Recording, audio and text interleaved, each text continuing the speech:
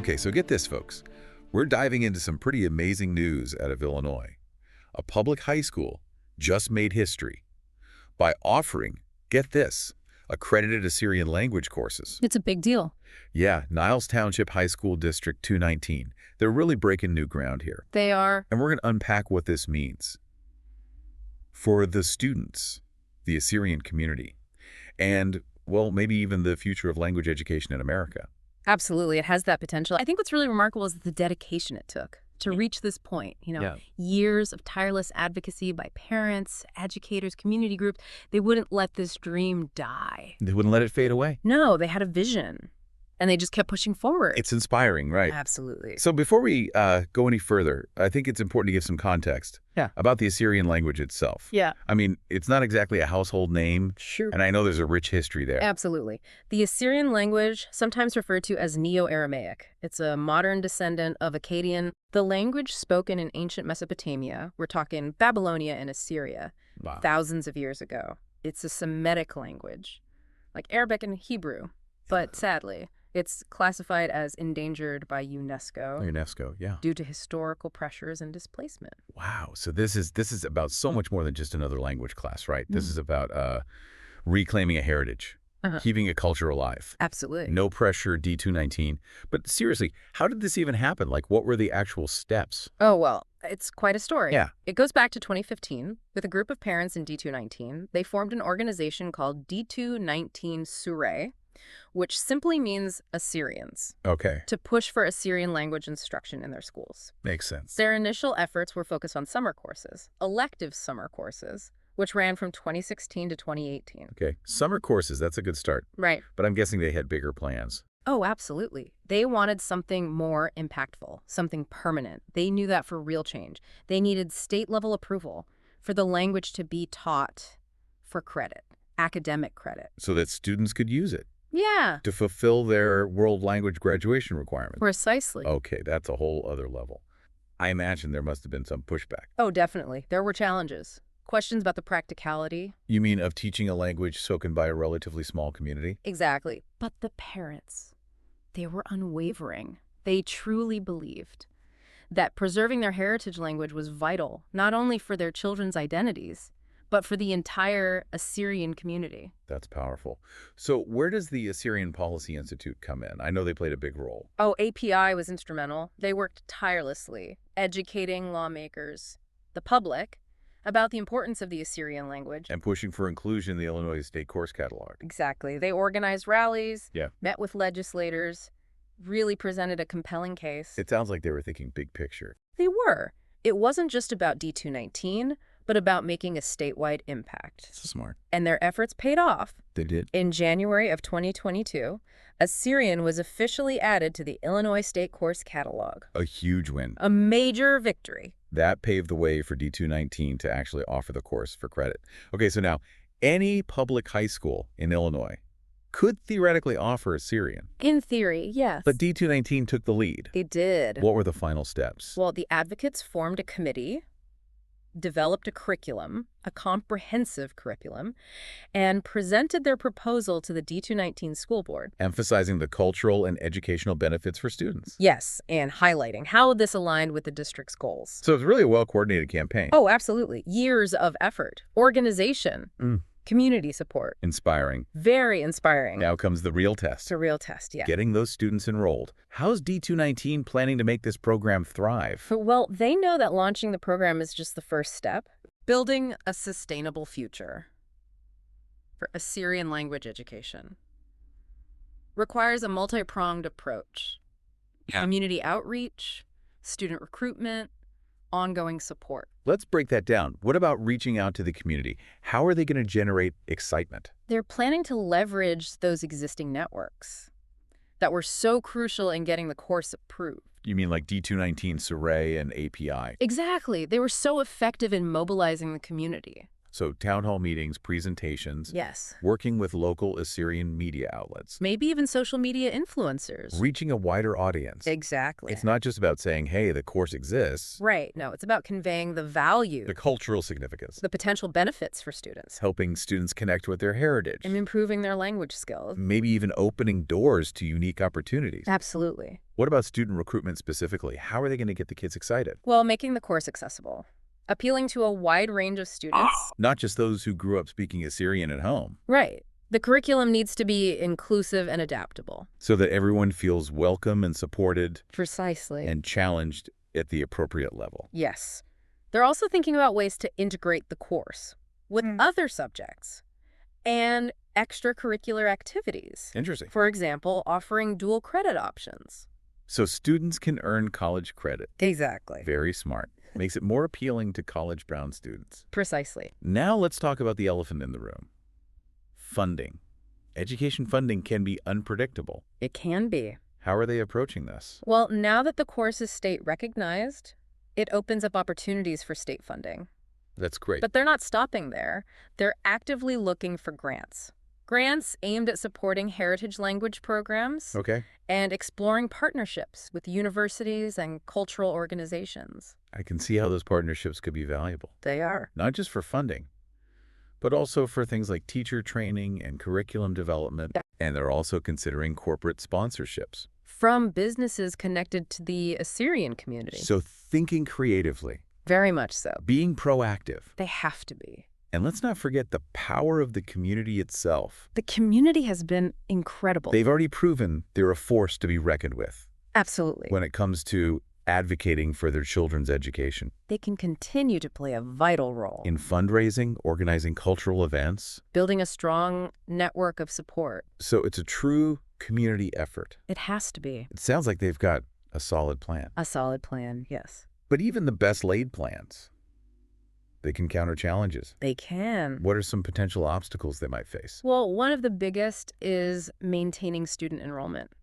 Over time, it's one thing to get those first few classes filled, Yeah. but sustaining that momentum year after year, that's the challenge. So how do they combat that potential drop-off? It goes back to promoting the program's value, showcasing those student success stories, creating an environment that's engaging and rigorous. So students feel challenged and supported. Exactly. And maybe even offer incentives, Like college credit opportunities. partnerships with universities that recognize the value of Assyrian language proficiency. Right. And they're also thinking about developing a pathway for students to continue their studies beyond high school, Yes, potentially a pipeline to college-level courses. even study abroad programs. It's about showing students that this isn't just a 4-year commitment. It's an investment in their future. Exactly. Now let's shift gears a bit and talk about the cultural significance of the Assyrian language. What are some of the key aspects of Assyrian culture that students will be exposed to in these courses? Well, the curriculum goes beyond just language instruction. It's about immersing students in Assyrian history, traditions, art, and literature. So learning about the ancient Assyrian empires, Yes. the significance of religious festivals, The beauty of Aramaic calligraphy. the stories told through Assyrian folk music. Precisely.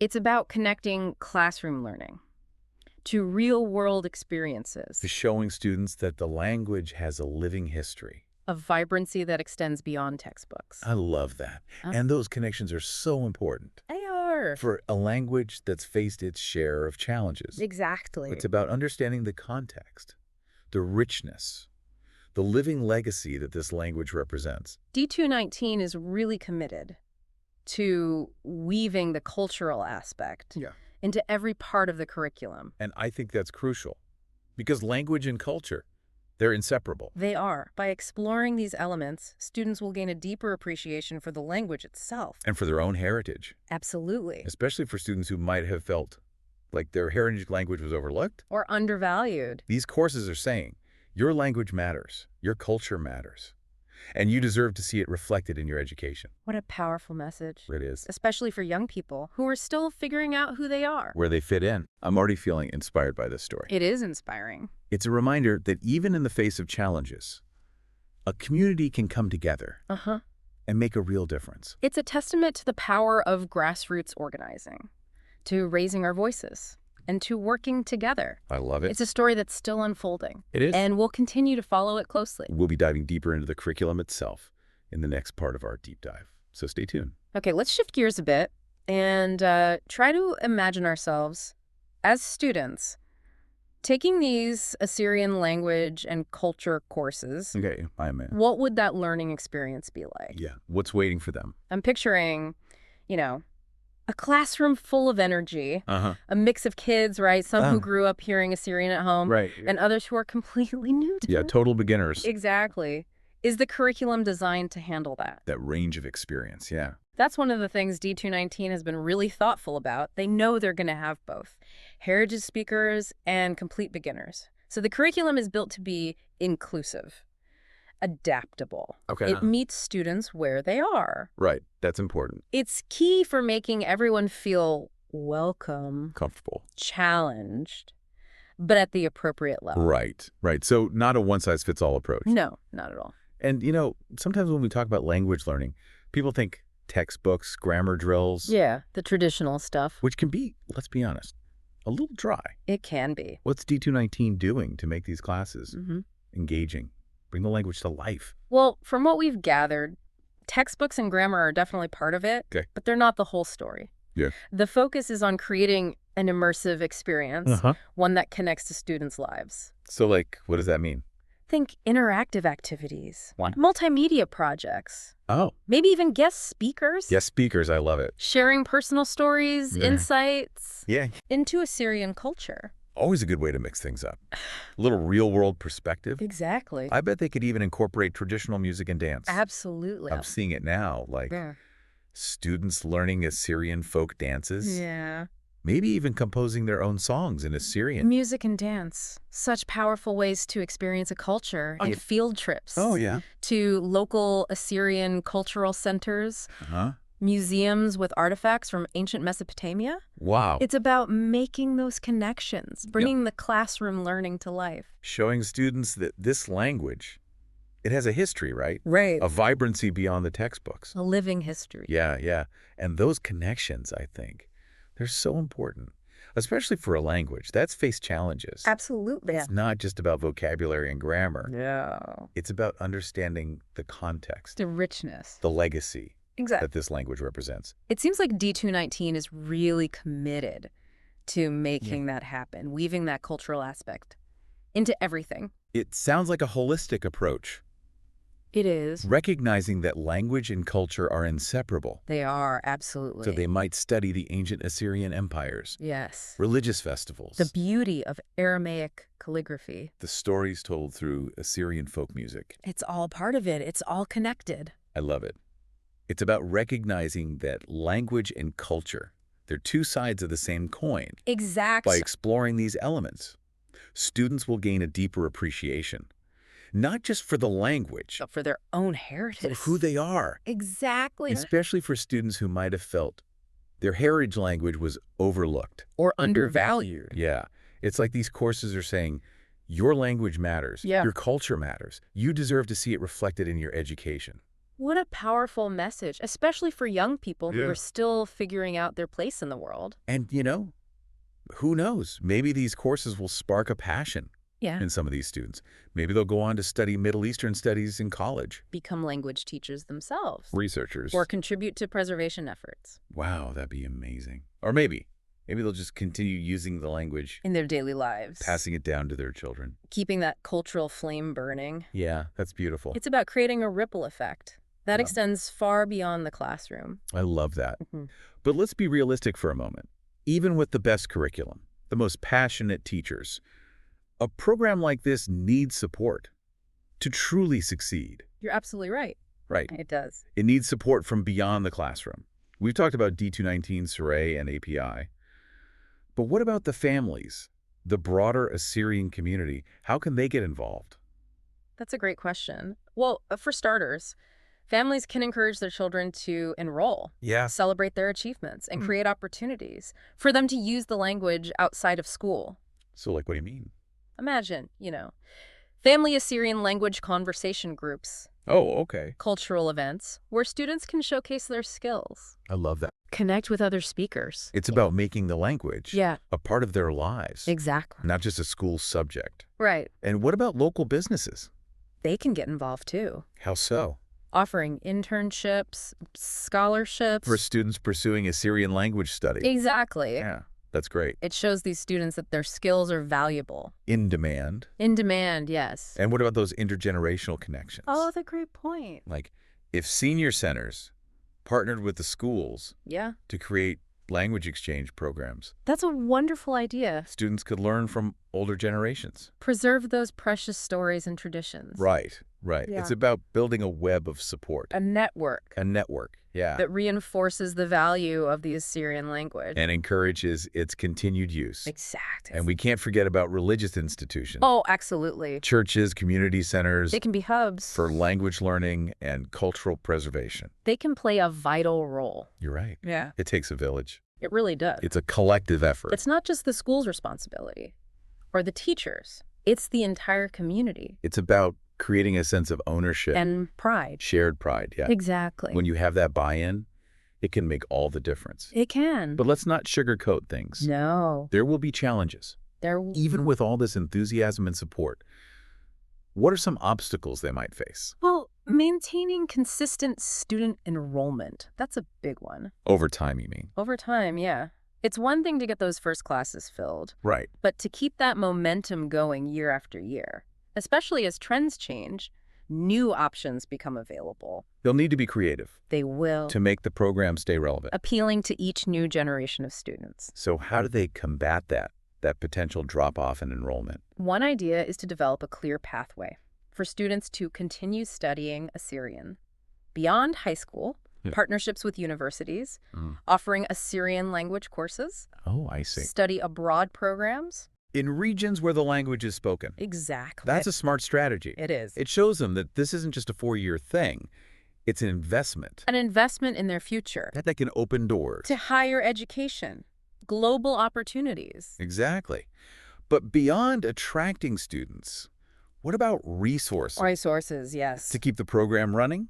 We talked about funding. But what about staffing Staffing is crucial. and curriculum development? You're right. Securing qualified teachers, What? retaining them, that's essential. Offering competitive salaries Benefits. to attract top talent. But it's more than that. Okay. It's about creating a supportive environment. Where teachers feel valued. Empowered. Right. It's about investing in those teachers, Investing in them, yes. providing them with professional development. Mentoring. Giving them the resources they need. Exactly. And the curriculum. The You curriculum. need to keep it fresh, Fresh, yes. adaptable, To meet the evolving needs of students. because the way teenagers learn, it's constantly changing. They'll need to stay ahead of the curve. Be willing to innovate. Right. But I think it's important to remember this program in D219, it's about more than just teaching a language. It is. Yeah. It's about preserving a culture, Empowering your community. recognizing the value of diversity And education. in society as a whole. And it's a reminder that language, it's more than just a tool for communication. It is. It's a window into a people's history, Their values, their worldview. their way of seeing the world. When we lose a language, we lose a part of ourselves. Beautifully put. I think this story in D219, it has the potential to inspire To inspire, yes. other communities Across the country. who are fighting to keep their heritage languages alive. It's a beacon of hope. It is. It shows what's possible When people come together with a shared passion. and refuse to be silenced. Powerful. But let's be realistic. Let's be real. There will be challenges, There will be bumps in the road. even roadblocks. Yeah. What are some potential obstacles? As they move forward. Well, maintaining student enrollment, that's key. Yeah. Keeping the program thriving year after year. How do they do that? They need to constantly promote the program's value, Mm-hmm. showcase those student success stories, Right. create an environment that's engaging And rigorous. and rigorous, yes. And maybe even offer some incentives, Incentives like what? college credit opportunities, Oh, yeah. partnerships with universities that recognize the value of Assyrian language proficiency. That's a great idea. Make it tangible for students. Again. And they'll also need to constantly assess and adapt the curriculum. Yeah. Because the way teenagers learn Mm, is constantly changing. it is. Right. It is. And they'll need to be prepared for unforeseen challenges as well. Like what? Give me an example. Budget cuts. Oh, yeah. Always a concern for public schools. A big one. They'll need to have contingency plans in place To secure additional funding. if state or district level support decreases. Makes sense. Or what if they face pushback from groups who question the value of teaching a heritage language? In a public school setting, Yeah. that's a valid concern. How do they address that? They need to be prepared to address those criticisms head on, yes. But how? By articulating the benefits, Oh, yeah. the educational, cultural, societal benefits of this program. And do it respectfully, With sensitivity, fostering dialogue understanding. rather than getting into arguments. Absolutely. It's about building bridges. Yeah, it's about finding common ground. And all of this, it comes down to strong leadership, Okay. effective communication. Meaning. The program needs passionate champions, Uh-huh. both within the school And the community. to advocate for its success. So keeping those lines of communication open, Open and transparent, addressing concerns, celebrating achievements. making sure everyone feels invested. Exactly. That's how they'll navigate those bumps in the road The inevitable bumps, yes. and ensure that this program, it has a lasting impact. On D219 and beyond, Okay, so we've talked about the challenges. the potential challenges, yes. Let's end on a positive note. Yeah. What are some reasons for optimism?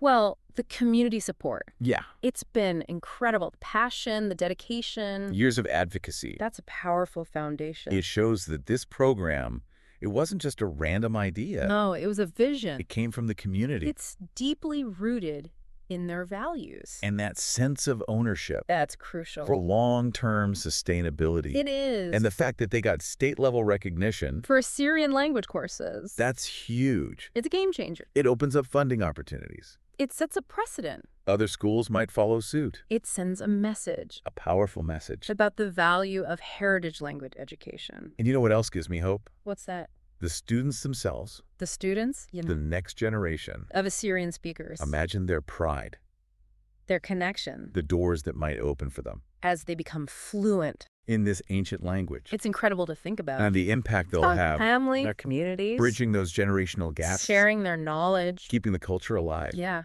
Maybe some of them will become teachers, Researchers, policymakers. champions for language diversity. That's a legacy worth investing in. It is. I have a feeling we'll be hearing more inspiring stories coming out of D219. I think so too. Okay, before we wrap up, I want to bring it back to you, the listener. Okay. What's one question you think everyone listening should be asking themselves?